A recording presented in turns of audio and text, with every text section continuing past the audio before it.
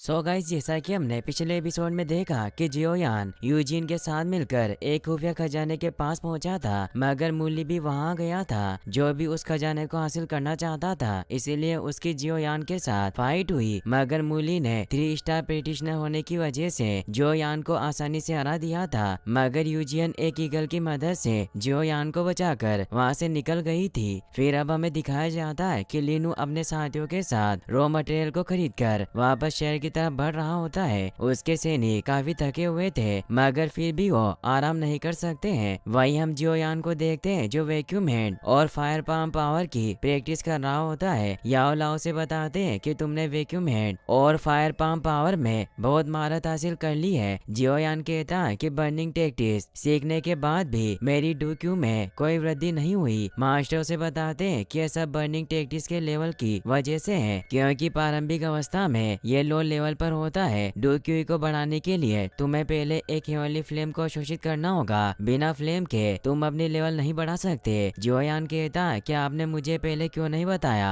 मैंने इतनी सारी मेहनत की वो बेकार रही। मास्टर कहते हैं कि यदि तुम मजबूत बनना चाहते हो तो तुम्हें कठिनाइयों से गुजरना होगा। एक सिंगल फ्लेम कलेक्ट करनी होगी। फ्लेम को शोषित करने के बाद बर्निंग टैक्टिक्स हाईएस्ट लेवल पर पहुंच जाएगी, जिसका स्तर 3 लेवल से भी आगे होगा। जियोयान इससे खुश होता है और कहता है कि बर्निंग टैक्टिक्स तो दुनिया के नियमों को भी तोड़ रहे हैं। मास्टर कहते हैं कि यह सब बर्निंग टैक्टिक्स का जादू है, पर बर्निंग टैक्टिक्स के शुरुआती प्रभाव जानलेवा हो सकते हैं। इसीलिए मैं तुम्हें अपनी रक्षा के लिए एक टेक्निक सिखाऊंगा। जियोयान बैठ जाता है और मास्टर से बर्निंग टैक्टिक्स को बांधने की एक रिवॉल्विंग सील सिखाते हैं, जिसके लिए वो उसे अपनी डूक्यू फ्लेम की पावर देते हैं। जियोयान उस फ्लेम को अपने हाथों पर इकट्ठा करता है और उनसे हमला करता है। उसके हमले से सामने के सभी पेड़ जलकर नष्ट हो जाते हैं। मास्टर कहते हैं कि तुमने बहुत अच्छा किया, तुमने एक बार में ही बर्निंग टैक्टिक्स में महारत हासिल कर ली, पर ये तुमने मेरी बोन चिलिंग फ्लेम को उधार लेकर किया। पर तुम चिंता मत करो, तुम मेरे स्टूडेंट हो। भले ही तुम्हारा लेवल ना बढ़े, पर मेरी रिफाइनिंग मेडिसिन तुम्हारे लेवल बढ़ाने में जरूर मदद करेगी। तभी याओ लाओ को एहसास होता है कि जियाली की मेडिसिनल टीम यहाँ से गुजरने वाली है, इसीलिए जियोयान को इस बारे में बताते हैं। फिर हम देखते हैं कि लीनू जब अपने साथियों के साथ आगे बढ़ रहा था तो उसे रास्ते में एक तलवार जमीन में गड़ी हुई नजर आती है। इसीलिए अपने दोनों सैनिकों को उसे लेकर आने को कहता है, मगर उसे हिला भी नहीं पाते। तभी जियोयान बड़ी चालाकी से लीनू के सभी सैनिकों को अपनी फायर पाम पावर से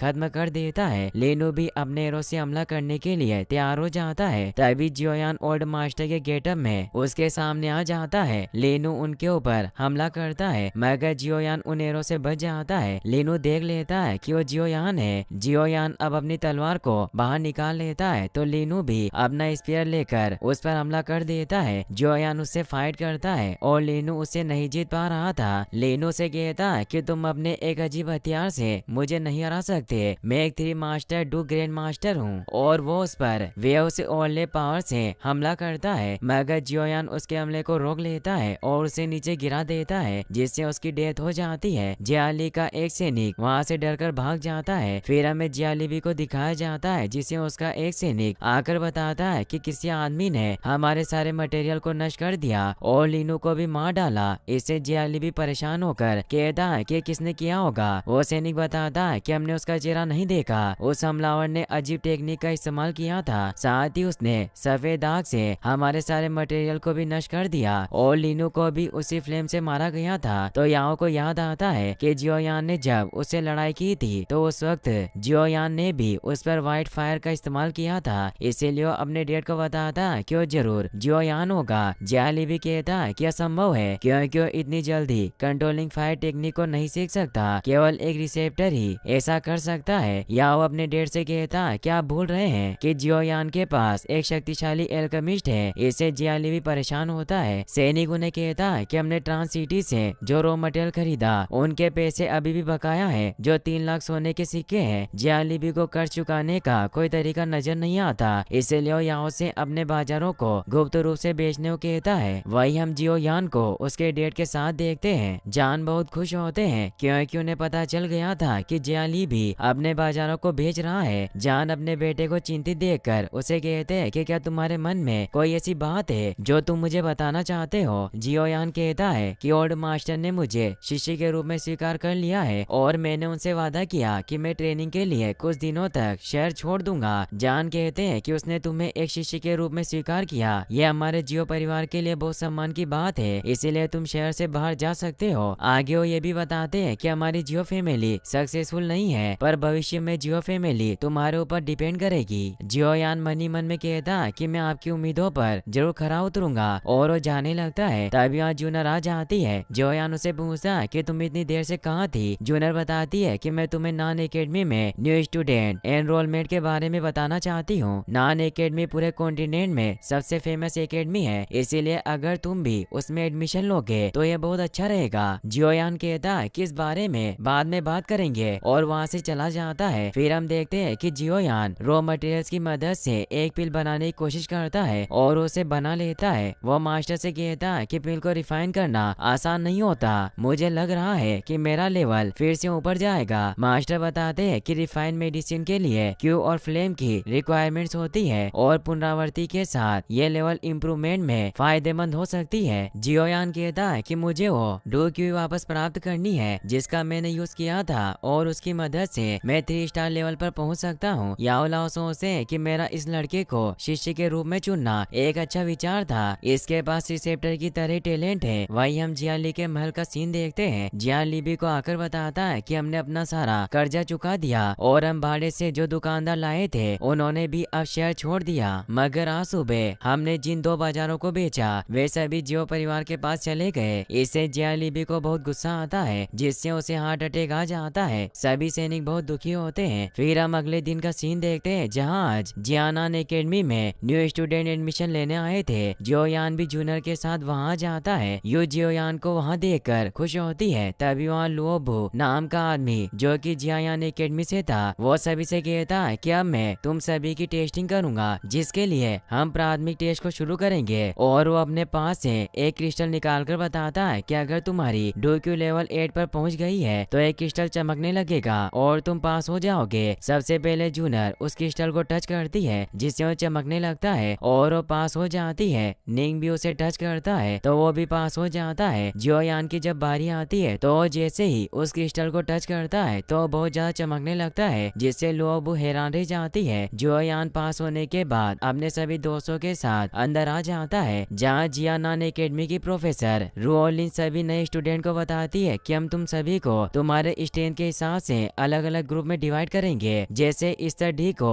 1 star do practitioner, star c को 2 स्टार डू प्रैक्टिशनर और 5 स्टार डू प्रैक्टिशनर का स्तर एस तक उच्चतम लेवल होता है। और वो जियोयान से पूछती है कि तुम्हारी हाईएस्ट लेवल क्या है। जूनर उसे कहती है कि मुझे पता है कि तुम्हारी पावर बहुत बढ़ गई है और तुमने पहली रैंक को पूरा पार कर लिया है जिसमें 9 लेवल थी और अब तुम डू प्रैक्टिशनर रैंक पर हो जिसमें भी 9 स्टार लेवल है, पर तुम अभी किस स्टार लेवल पर हो। जियोयान मुस्कुराते हुए कहता है कि मैं अभी तुमसे ज्यादा मजबूत नहीं हूँ। और जूनर रुओलिन को बताती है कि मैं 6 स्टार डू प्रैक्टिशनर हूँ। रुओलिन सोचती है कि पावर बहुत ज्यादा है। वास्तव में हमें इस बार एक खजाना मिला है और उसे कहती है कि अभी प्रेजेंट के सभी नए स्टूडेंट में तुम सबसे बेस्ट हो और मुझे डर है कि तुम्हारे अलावा और किसी के पास इतनी पावर नहीं होगी। जूनर बताती है कि मैंने 6 स्टार तक पहुंचने के लिए 16 सालों तक कल्टीवेशन की, मगर जियोयान सिर्फ 1.5 साल में 2 क्यू के तीसरे लेवल से 3 स्टार डू प्रैक्टिशनर बन गया है। इसलिए अब आप देख सकती हो कि हम में से कौन मजबूत है। और वो जियोयान से कहती है कि क्या मैंने तुम्हारे लेवल का सही अंदाजा लगाया। तो जियोयान शर्माता हुआ कहता है कि अब मैं 4 स्टार डू प्रैक्टिशनर बन गया हूँ क्योंकि कल रात मेरी पावर फिर से बढ़ गई। सभी से हैरान होते हैं। रोलिन से कहती है कि मुझे नहीं पता था कि छोटा लड़का सबसे डरावना होगा। जियोयान उन्हें कहता है कि मेरी आपसे एक रिक्वेस्ट है, मुझे स्कूल से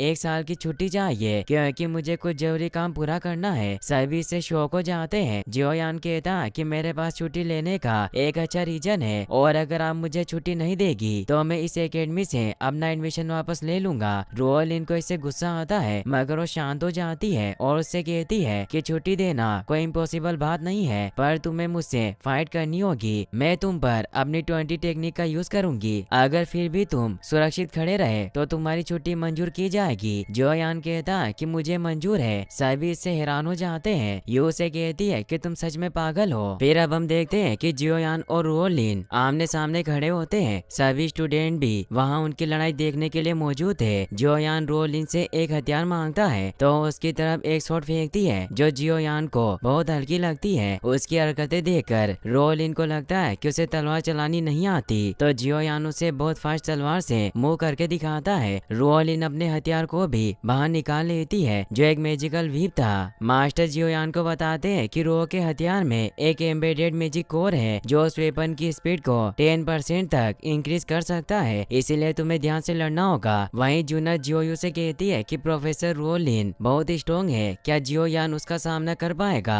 यू कहती है कि तुम चिंता मत करो, रोलिन सिर्फ 5 स्टार डू ग्रेड मास्टर है। अब वो दोनों लड़ने लग जाते हैं। रो जियोयान पर वीर से हमला करती है मगर जियोयान उसके वार से बच जाता है और उस पर वाटर मिरर पावर से हमला करती है, मगर जियोयान ऑक्टाडिक स्मैश पावर से उनके वार को रोक लेता है और उनसे फाइट करने लग जाता है, मगर वो उस पर मिड लेवल जुआन टेक्निक की वाटर प्रिजनर पावर का यूज करती है जिससे जियोयान पानी में कैद हो जाता है। रोलिन को लगता है कि वो हार जाएगा, इसीलिए वो जियोयो को उसकी मदद करने को कहती है, लेकिन तभी जियोयान सुरक्षित वाटर प्रिजन से आजाद हो जाता है। रोलिन उसे कहती है कि वास्तव में तुम बहुत अमेजिंग हो। जियोयान उन्हें कहता है कि मैं भाग्यशाली था क्योंकि आपने अपनी पूरी शक्ति का यूज नहीं किया। रोलिन बताती है कि अगर मैंने अपनी पूरी पावर लगाई होती तो मैं शायद इस एकेडमी में ज्यादा काम नहीं कर पाती, और अब मैं तुम्हें छुट्टी की मंजूरी देती हूँ। और वो बाकी सभी स्टूडेंट को कहती है कि तुम्हारे पास 7 दिन का समय है, सब सामान तैयार कर लो क्योंकि हम 7 दिन बाद यहाँ से जियानान एकेडमी के लिए रवाना होंगे। तो जियोयान उन्हें कहता है कि आप हमारी सिटी का दौरा करें और आपको वास्तव में वोटान सिटी पसंद आएगी, इसलिए आप हमारी फैमिली में यही रह सकती हो। रोलिन कहती है कि मैं तुम्हारी उदारता की सराहना करती हूँ, लेकिन वोटेन सिटी में एकेडमी का एक रिसेप्शन डेस्क है। जियोयान के इतना अनुरोध करने पर रोलिन मान जाती है और कहती है कि मैं तुम्हारे घर का दौर जरूर करना चाहूंगी क्योंकि जिस फैमिली ने तुम्हारे और जूनर जैसे अच्छे स्टूडेंट को तैयार किया हो वो फैमिली कितनी महान होगी। जियोयान इससे खुश होता है। फिर हमें दिखाया जाता है कि रोलिन उनके राज्य का दौरा करने के लिए आ जाती है जिससे जान भी खुश होते हैं और वो जियोयान को बताते हैं कि जियानान एकेडमी जामा एम्पायर के भीतर है और इनका दर्जा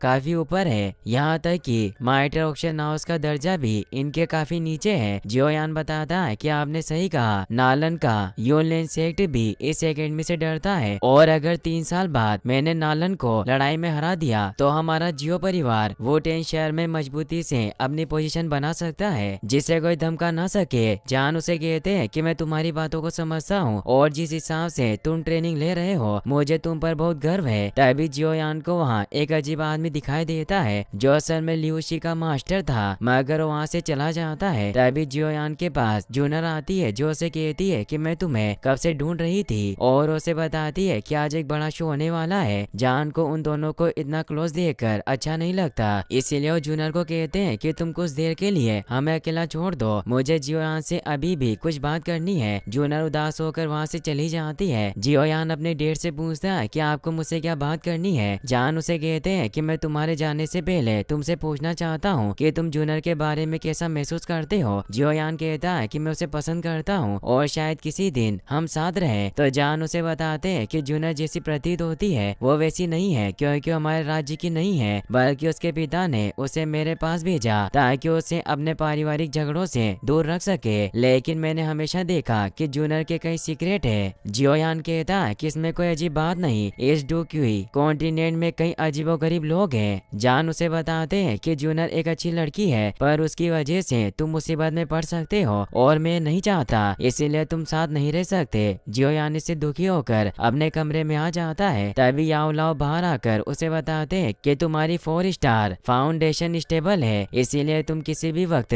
5 स्टार पर पहुंच सकते हो और अभी कुछ ऐसी स्किल्स है जिसका तुम उपयोग नहीं कर सकते, लेकिन तुम जल्दी उन स्किल्स का यूज कर पाओगे। मगर जियोयान काफी दुखी था। याओलाओ से कहते हैं कि तुम्हारे पास शौक मनाने का ज्यादा वक्त नहीं है, 3 ईयर एग्रीमेंट जल्दी आने वाला है, हर सेकंड का तुम्हारे लिए महत्व होगा। जियोयान उनकी बात समझ जाता है। वही हम जियाली पैलेस को देखते हैं जहाँ लियूशी का मास्टर उनके पास आ गया था, इसीलिए जियाली भी उस ग्रैंड मास्टर को कहता है कि आपको अपने स्टूडेंट की मौत का बदला लेना चाहिए, उसे जियो फैमिली ने मारा है और उन्होंने मेरे पूरे परिवार को भी बर्बाद कर दिया, हम जियो परिवार को नहीं हरा सकते।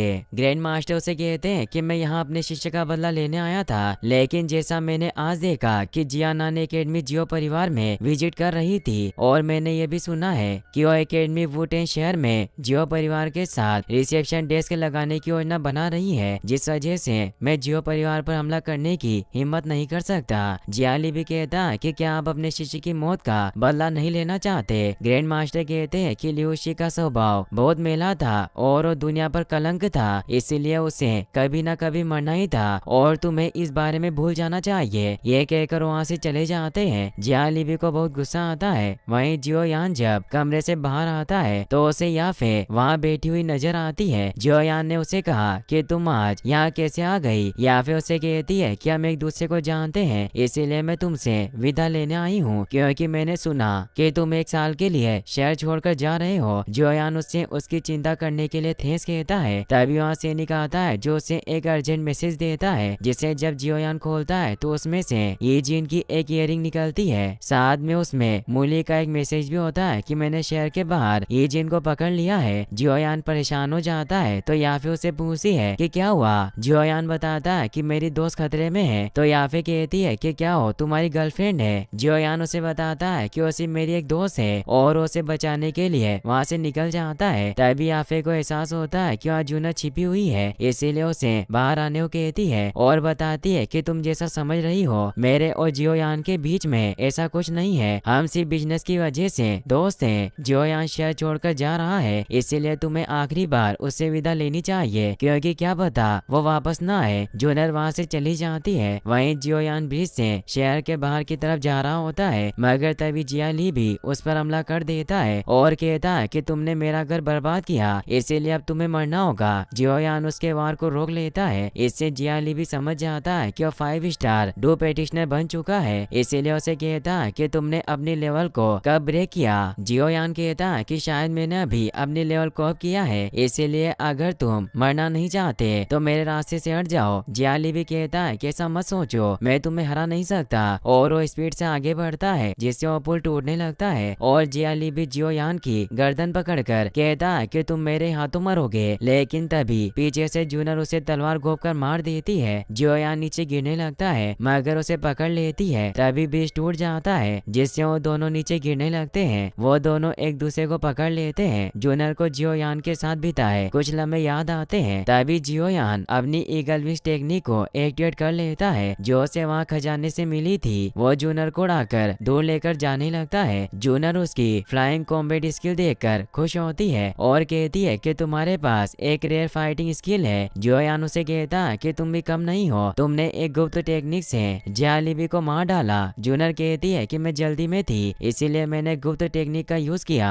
फिर वो उसे ये भी बताता है कि डैड ने मुझे तुमसे दूर रहने को कहा क्योंकि तुम्हारे पास गुप्त स्किल है। जूनर उसके मुंह पर हाथ रखकर उसे रोक देती है और बताती है कि मेरे पास जो रहस्य है वो मैं तुम्हें नहीं बता सकती, लेकिन तुम मेरे बारे में क्या सोचते हो ये तुम पर डिपेंड करता है। जियोयान मुस्कुराता है और वो दोनों एक दूसरे के सर को टच करते हैं। वहीं हमें नालन को दिखाया जाता है जिसके पास ईगल एक मैसेज लेकर आता है जिसमें जियोयान के बारे में लिखा था कि वो 5 स्टार टू प्रैक्टिशनर बन गया है। गे उसे कहता है कि तुम्हारे डैड चाहते हैं कि तुम इस शादी को ना तोड़ो। तो नालन कहती है कि मैं वुटेन सिटी वापस कभी नहीं जाऊंगी और तुम्हें मेरी तरफ होना चाहिए। गे उसकी बात मान लेता है। नालन उसे कहती है कि मैं तुम्हें दानवांग की प्राचीन नदी में जाना होगा क्योंकि मुझे किंग डेन की सबसे अच्छी पीस चाहिए ताकि मैं तेजी से ट्रेनिंग ले सकूं। वहीं हम जियोयान को देखते हैं जो जूनर को एक जगह उतार देता है और कहता है कि तुम यहाँ से घर चली जाना, मुझे अपनी दोस्त को बचाने जाना है। तो जूनर उसे रोककर कहती है कि क्या वो तुम्हारी दोस्त तुम्हारी गर्लफ्रेंड तो नहीं। जियोयान कहता है कि तुम्हें ऐसा क्यों लगा, वो मेरी सिर्फ एक दोस्त है। जूनर उसे चिढ़ाते हुए कहती है कि मैं तो बस कंफर्म कर रही थी और जियोयान वहाँ से निकल जाता है। जूनर उसे जाते हुए देख रही थी और वो कहती है कि मैं तुम्हारा हमेशा इंतजार करूंगी। वही हमें मैजिक बिस्ट माउंटेन में मूली को दिखाया जाता है जिसने ईजिन को पकड़ रखा था और उसे उसका एक साथी बताता है कि हमें खबर मिली है कि जियोयान शहर से बाहर ईजिन को बचाने आ रहा है। मूली कहता है कि अगर जियोयान नान एकेडमी के एरिया से बाहर है तो मैं उससे आसानी से बाकी खजाने की चाबी हासिल कर सकता हूँ और मुझे विश्वास नहीं हो रहा कि जियोयान तुम्हें यहाँ बचाने आ रहा है। और इसी सस्पेंस के साथ ये एपिसोड यहीं पर खत्म हो जाता है। गाइस अगर आप इसका नेक्स्ट पार्ट भी जल्दी देखना चाहते हैं तो इस वीडियो को लाइक करने के साथ साथ चैनल को सब्सक्राइब जरूर कर लें। Thanks for watching.